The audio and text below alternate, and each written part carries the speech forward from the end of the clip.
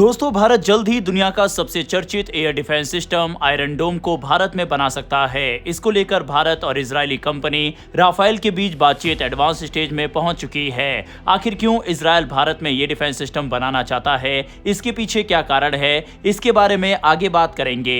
इसके अलावा दूसरी खबर फाइटर जेट इंजन को लेकर है और अब भारत अमेरिका की इस डील में पूरी तरह छुट्टी करने जा रहा है। फ्रांस और ब्रिटेन दोनों की तरफ से भारत को कोस्ट एस्टिमेशन सौंपा गया है। जानते हैं इन दोनों खबरों के बारे में इस वीडियो में डिटेल में। दरअसल इजरायल की प्रमुख रक्षा company Rafael advance defence system Bharat की कई निजी रक्षा कंपनियों के साथ बातचीत कर रही है। उद्देश्य है भारत में आयरन डोम एयर डिफेंस सिस्टम की सबसे महत्वपूर्ण मिसाइल टैमिर इंटरसेप्टर के निर्माण की स्थानीय क्षमता विकसित करना।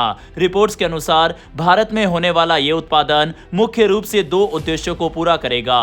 पहला, दुनिया भर से मिल रहे निर्यात ऑर्डर्स को पूरा करना और दूसरा, इजरायल की अपनी सैन्य जरूरतों को समय पर पूरा करना। हाल के वर्षों में पश्चिम एशिया में लगातार जारी संघर्षों के कारण टैमिर इंटरसेप्टर की मांग काफी तेजी से बढ़ी है। टैमिर मिसाइल आयरन डोम एयर डिफेंस सिस्टम की रीढ़ मानी जाती है। इसे खास तौर पर कम दूरी से आने वाले खतरों जैसे रॉकेट, मोटार, क्रूज मिसाइल और ड्रोन को हवा में ही नष्ट करने के लिए डिजाइन किया गया है। ये मिसाइल लगभग 4 किलोमीटर से लेकर 70 किलोमीटर तक की दूरी पर लक्ष्य को इंटरसेप्ट कर सकती है। हालांकि टैमिर इंटरसेप्टर का निर्माण बेहद जटिल प्रक्रिया है। इसमें उन्नत सेंसर, गाइडेंस सिस्टम, प्रोपल्सन तकनीक, प्रॉक्सिमिटी फ्यूज और अत्यधिक सटीक निर्माण प्रक्रियाओं की जरूरत होती है। यही कारण है कि इसकी उत्पादन क्षमता को तेजी से बढ़ाना किसी भी देश के लिए आसान नहीं होता। हाल के संघर्षों ने इजरायल के मिसाइल भंडार पर काफी दबाव डाला है, खासकर 2026 के संघर्ष और इससे पहले ईरान तथा उसके सहयोगी समूहों के साथ हुई झड़पों में बड़ी संख्या में ड्रोन, रॉकेट और मिसाइलों का इस्तेमाल किया गया। इन हमलों का उद्देश्य इजरायल की इंटरसेप्टर मिसाइलों के भंडार को तेजी से खत्म करना था। हालांकि आयरन डोम ने कई बार अपनी प्रभावशीलता साबित की है, लेकिन इसकी सफलता काफी हद तक उपलब्ध इंटरसेप्टर मिसाइलों की संख्या पर निर्भर करती है। जब कम समय में हजारों प्रोजेक्टाइल दागे जाते हैं, तब किसी भी एयर डिफेंस नेटवर्क के लिए चुनौती बढ़ जाती है। इन्हीं चुनौतियों को देखते हुए राफेल और उसके अमेरिकी साझेदार पहले से ही अमेरिका में स्काई हंटर कार्यक्रम के तहत टैमिर मिसाइलों का उत्पादन बढ़ा रहे हैं। लेकिन हालिया संघर्षों ने दिखाया है कि लंबे समय तक चलने वाले युद्धों में मांग अब भी उत्पादन से ज्यादा हो सकती है। ऐसे में भारत एक आकर्षक निर्माण केंद्र के रूप में उभरकर सामने आया है। भारत का तेजी से बढ़ता रक्षा उद्योग, कुशल एरोस्पेस कार्यबल और मेक इन इंडिया पहल विदेशी कंपनियों को आकर्षित कर रही है। भारतीय निजी कंपनियां अब मिसाइल संरचना, इलेक्ट्रॉनिक्स, प्रिसीजन इंजीनियरिंग और एडवांस कंपोजिट निर्माण जैसे क्षेत्रों में महत्वपूर्ण क्षमता विकसित कर चुकी है। अगर ये साझेदारी आगे बढ़ती है तो इससे न केवल भारत के रक्षा उद्योग को मजबूती मिलेगी, बल्कि भारत वैश्विक रक्षा आपूर्ति श्रृंखला में भी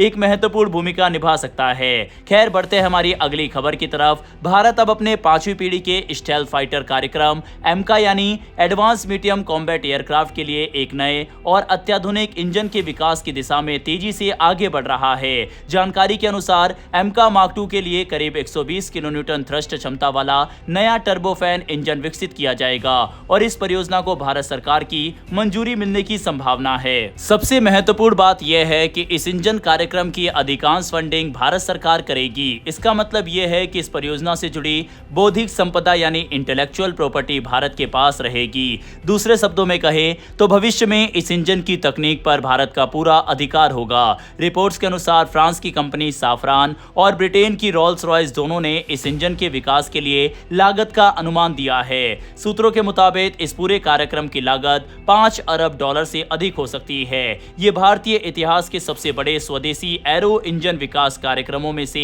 एक होगा। अब तक भारत अक्सर विदेशी कंपनियों से तकनीक खरीदता रहा है या लाइसेंस के तहत उत्पादन करता रहा है, लेकिन इस बार रणनीति अलग है।